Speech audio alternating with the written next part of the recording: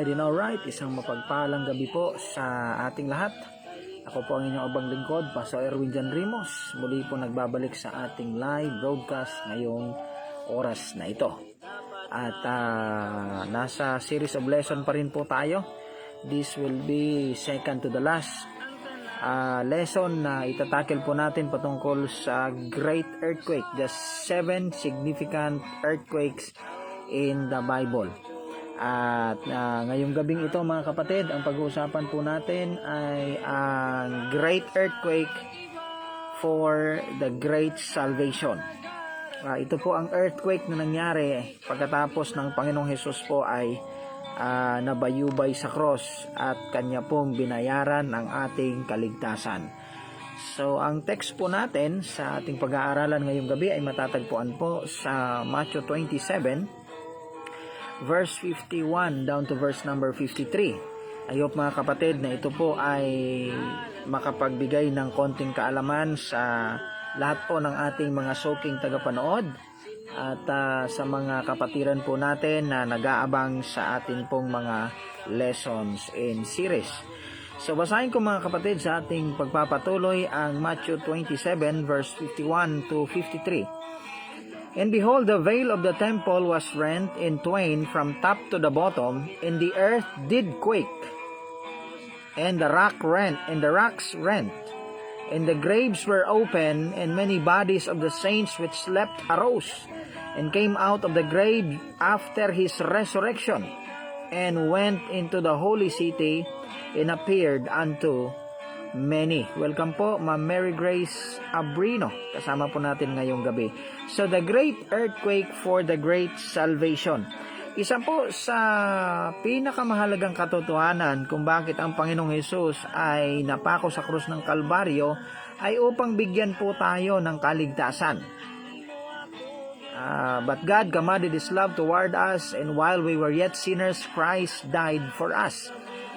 Yan po ang sinabi sa Romans chapter 5 and verse number 8 na nagpapatunay na ang bayad ng ating mga kasalanan ay kamatayan, Romans 6:23, but the gift of God is eternal life through Jesus Christ our Lord. Meron pong isang malakas na earthquake na nangyari doon mismo sa oras na ang Panginoong Hesus ay nalagutan ng hininga. Okay, at yan po ay matatagpuan sa Matthew 27, verse 51 to 53. Isa pa pong talata ay Mark chapter 15, verse 38. And the veil of the temple was rent in twain from the top to the bottom. Okay, so ganito po ang nangyari mga kapatid. Isa pa po, Luke 23, verse 45. And the sun was darkened, and the veil of the temple was rent in the midst. So itong lahat ng mga talatang ito ay mga cross-reference na nagpapatunay na mayroon pong great earthquake for the great salvation. Ito po ay patunay na pagkatapos na ang Panginoong Hesus ay nagbuwis ng buhay doon sa krus ng Kalbaryo, ay nagkaroon po ng isang malakas na lindol na patunay sa tinatawag na pre-rapture or the precedent rapture. Nagkaroon na po ng Old Testament rapture. Kaya hindi po imposible na magkakaroon ng rapture of the believers. Kasi nangyari na po during the time of Jesus Christ. Nagkaroon na po ng resurrection of the Old Testament saints together with Christ's resurrection. So sabi po ng talata, the earth did quake, and the rocks rent, and the graves were open, and many bodies of the saints which slept arose. So yan po ang mga katotohanan na dapat nating makita. Significant po ito sapagkat ito po ay minsan lang na nangyari at marami po ang katotohanan na dala-dala ng great earthquake na ito. Welcome po, Jomrens Gayatao, kasama po natin ngayong gabi. Good evening din po sa inyo. Now, bakit mahalaga ito? Dahil ito po ay patunay na magkakaroon po ng rapture of the believers, na ang mga katawan ng mga mananampalataya ay bubuhayin maguli sa pagdating ng Panginoong Hesus.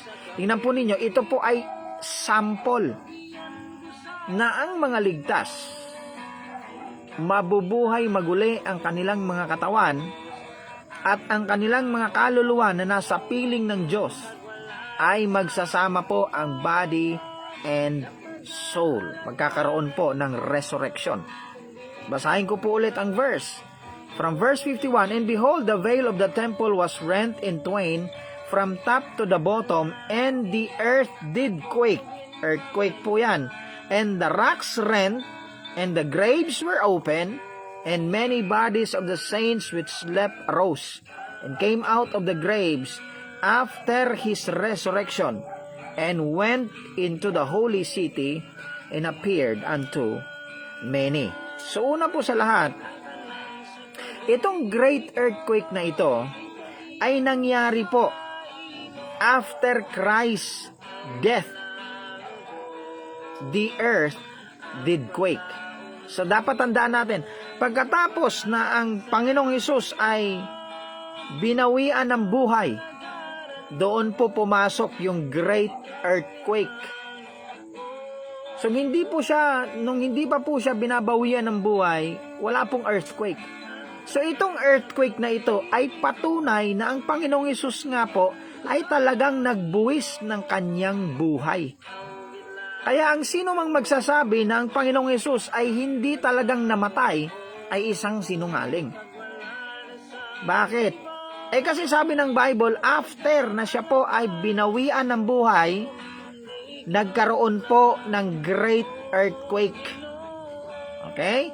Basahin po natin ang Mark chapter 15. Verse number 38. Mark 15 verse number 38. "And the veil of the temple was rent in twain from top to the bottom.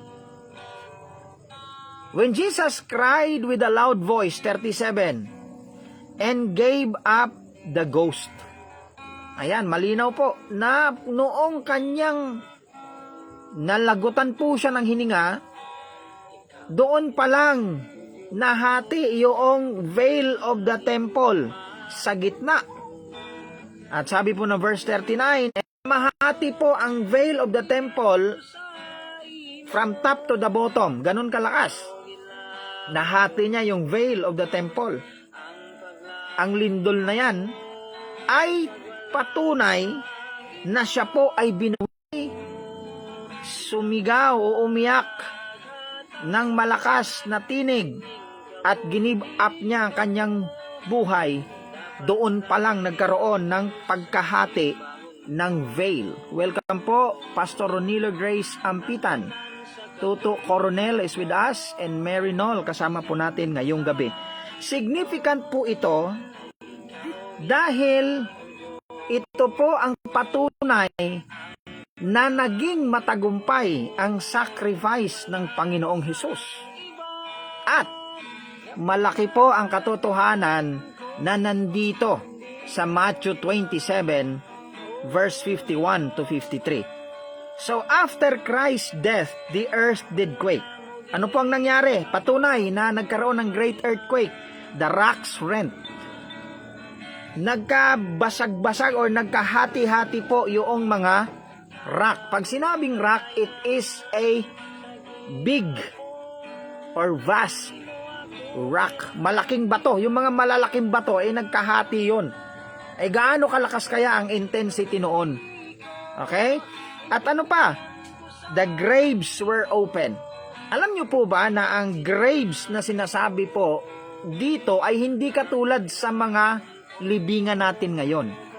Ang example po ng mga graves at this time, yung grave po ng Panginoong Hesus na merong takip na malaking bato. Okay? Yung mga graves na yon na nasa Israel at that time, nangabukas. At kaninong mga graves yun? Mga graves po ng mga Old Testament saints. And many bodies of the saints which slept arose. Alam mo, hindi talaga totoo yung sinasabi nilang soul sleep.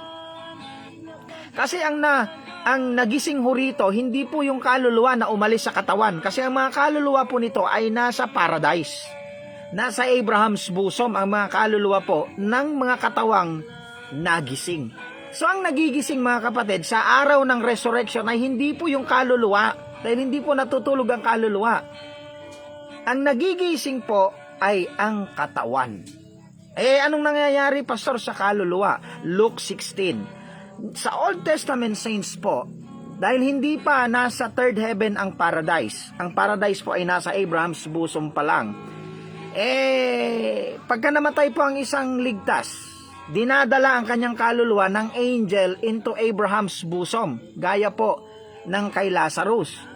Kapag hindi naman siya ligtas, katulad ng rich man, dire-diretso po siya pupunta sa impyerno. Ang impyerno at saka Abraham's bosom ay magkatabi po.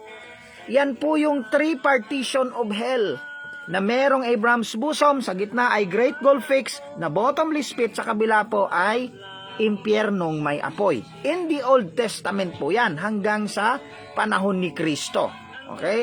Marami po ang mga theologian na mag-a-agree po sa akin, lalong-lalo na kapag sila po ay nakapag-aral ng tinatawag na the doctrine of hell, the origin of hell, the partition of hell, the final destination of hell. If you read about that, malalaman po ninyo yung tatlong bahaging yan.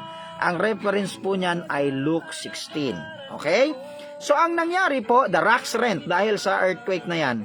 The graves were open, and many bodies of the saints which slept arose. Dahil doon sa earthquake na yon, yun po ay patunay ng precedent resurrection. Ano yung precedent resurrection?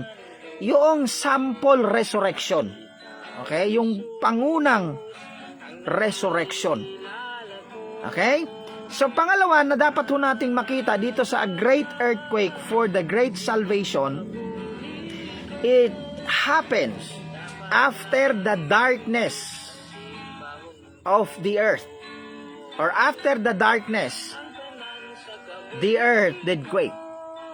So pagkatapos na nagkaroon po ng darkness, kay Luke 23, puntahan po natin ang Luke 23, kung ano po ang nangyari. Verse 45, sabi po niyan, and the sun was darkened, and the veil of the temple was rent in the midst. So pagkatapos po nagkaroon ng darkness, okay, kung sa science po yan ay eclipse. At ang science po ay makakapag-explain yan na lagi nagkakaroon ng eclipse kapag nagkakaroon po ng anniversary doon sa Christ's death. Okay, pag inaral nyo po yung mga eclipse, kung saan po tumatama yung mga eclipse na nare-record sa history, ay tumutumpak po yan doon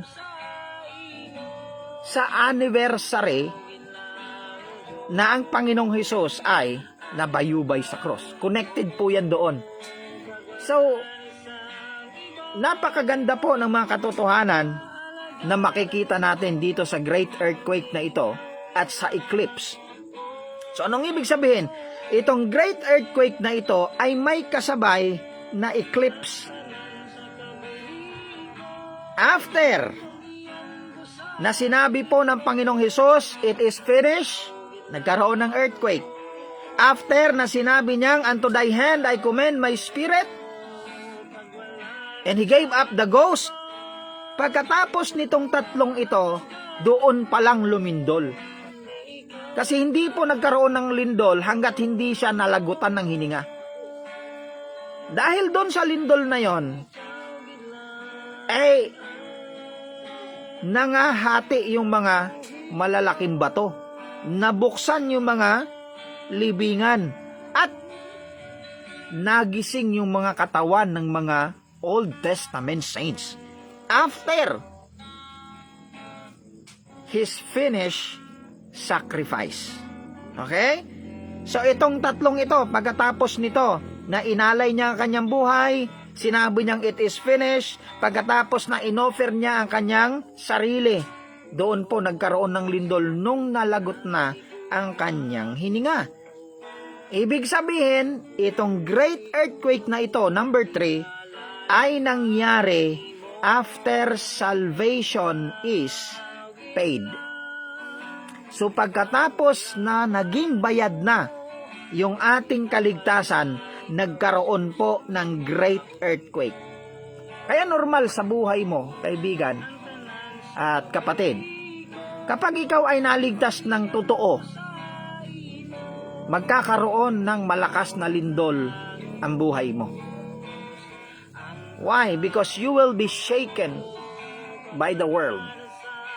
Kasi yun po ang nangyari pagkatapos na na-accomplish na ng Panginoon ang kanyang misyon on the cross of Calvary. So, this great earthquake will come or had come after His sacrifice, after His last breath, after His last words. Nagkaroon po ng malakas na lindol. Kaya, kapag matapos mo na ang iyong sacrifice, magkakalindol ang pamilya mo kasi kukunin ka na ng Panginoon. Pagkatapos na yung last breath mo, ano kayang mangyayari sa mga binild mo? Baka masira. Pagkatapos na sabihin mo yung last words, susubukin yung mga naiwan kung paano sila magiging matatag sa Panginoon. So this is a significant earthquake sapagkat ito po ay isang mahalagang pangyayari. So, the great earthquake for the great salvation. Itong lindol na ito ay patunay na nagtagumpay na ang Panginoong Hesus. Na kukunin niya na yung mga Old Testament saints na nasa Abraham's bosom. Babasahin ko po yung text natin. Ano ang nangyari? Sila po ay na-rapture. Yung mga Old Testament saints ay na-rapture into the holy city. Basahin ko po, ano? And behold, the veil of the temple, I am reading Matthew 27 verse 51 to 53, was rent in twain from top to the bottom, in the earth did quakes, and the rocks rent, and the graves were open, and many bodies of the saints, Old Testament saints, that slept arose, and went up, and went out of the grave after his resurrection, and went into the holy city, and appeared unto many. Bakit po? Kasi nauna ang Panginoong Hesus. Siya po yung nagbukas ng door. Because He is the door. He is the way, the truth, and the life. No man cometh unto the Father but by me, sabi niya. So siya po yung nauna. He is the first fruit of them that slept. He is the firstborn from the dead. Siya po yung nauna. And then, nung binuksan niya, dinala niya po sa Holy City itong mga Old Testament saints. Kaya, sa panahon po natin ngayon, ay hindi na dinadala ng anghel into Abraham's bosom kasi wala nang laman yung Abraham's bosom na yan. Kaya yan ang magiging outer darkness for the unprofitable servant. Bahagi po yan ng impyerno na walang apoy at wala na ring liwanag dyan. Okay? Kasi dinala na po yan sa third heaven. Kaya nung vision ni Apostle Paul, nasa third heaven na po siya. Sa vision ni John, ni Apostle John, nasa third heaven na po ang paradise. Okay? So mahalaga po ang katotohanan na ito sapagkat kung iyong nakita ang mga truths na nandito, it will open up your mind at marami kang matututunan. Connected po ito sa isa ng impyerno, katabi po ng impyernong may apoy. Kaya sabi niya sa Ephesians 5, He led captivity captive. Yan po ang magiging last verse natin. Hanapin natin, ano? Wala po yan sa aking outline, pero gusto ko pong buksan. Captivity captives.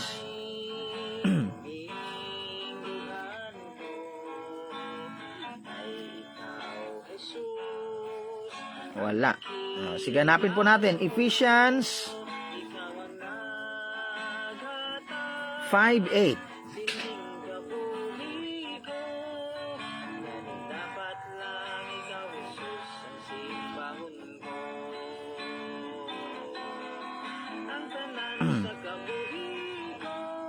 Bakit wala yung captivity? Captivity. Captivity.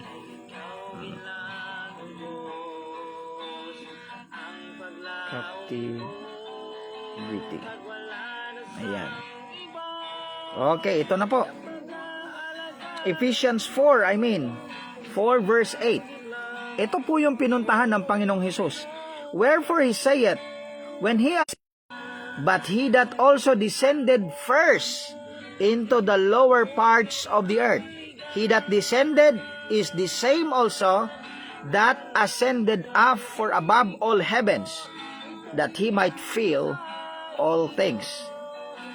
So bago po umakyat ang Panginoong Hesus sa third heaven, siya po ay bumaba muna into the lower parts of the earth. Kasi nandoon po yung paradise na Abraham's bosom sa heart of the earth. Dinala niya po yon into the heavens, into the third heaven. Testament to Christ's resurrection. Okay? So kaya ngayon sa ating panahon, lahat ng nangangamatay ng mga ligtas ay hindi na po pumupunta sa Abraham's bosom. Direct na po na pumupunta sa langit ang kanilang kaluluwa. Ayon po yan sa 2 Corinthians chapter 5 verse 8 na sabi ni Apostle Paul, I am confident I say that willing rather to be absent from the body and to be present with the Lord. Okay, so yan na po ang nangyayari sa panahon natin. But take note, pagkatapos na tayo po ay mamatay, pag tayo ligtas, ang ating kaluluwa ay pupunta sa third heaven, ang ating katawan ay maiiwan. Pagdating po ng rapture ay mabubuhay maguli ang katawan, the day of redemption, yung kaluluwa na nasa third heaven ay magkakasama na, i-unite yun sa katawan at haharap yun sa judgment seat. Ayan, welcome po Vanessa Galyaza. Ayan, salamat po sa inyong presensya. So mahalaga mga kapatid, ang dami po mga katotohanan na connected rito. So I hope na natuto po kayo. Isang malaking earthquake ito na significant din. So bukas po, last na topic natin ay ang significant earthquake in the Old Testament. Na nagkaroon ng massive na pagguho ng lupa at may mga tao na napunta sa impyerno alive. Buhay sila, napunta sila sa impyerno dahil doon sa nangyaring yun. Okay? Bumuka po, sabi ng Bible, bumuka yung lupa. Tapos nahulog yung mga tao, papunta dire-diretso sa impyerno. So yan po ang magiging topic natin bukas po ng gabi. I hope na makita ko po kayo bukas ng gabi. Abangan nyo po ang ating mga live. Babalik na po tayo ng paunti-unti sa ating mga doctrinal studies. Salamat po. God bless at tayo manalangin. Amang banal, dakilang Diyos, maraming salamat po sa gabing ito. I hope na ang mga kapatiran ay natuto ng kaunti sa inyong mga salita, na ito po ay maging baon nila, Panginoon, na mas mauunawaan po nila ang mga nangyari noon sa banal na kasulatan. Ano po ang significant nito? At ano po kahalaga ang mga katotohanan na nandito? Maraming po salamat, Panginoon. Bless us and guide us as we go through the deep study of your word. In Jesus' name I pray. Amen and amen. Maraming salamat po. Magkita-kita tayo bukas. God bless and good night po.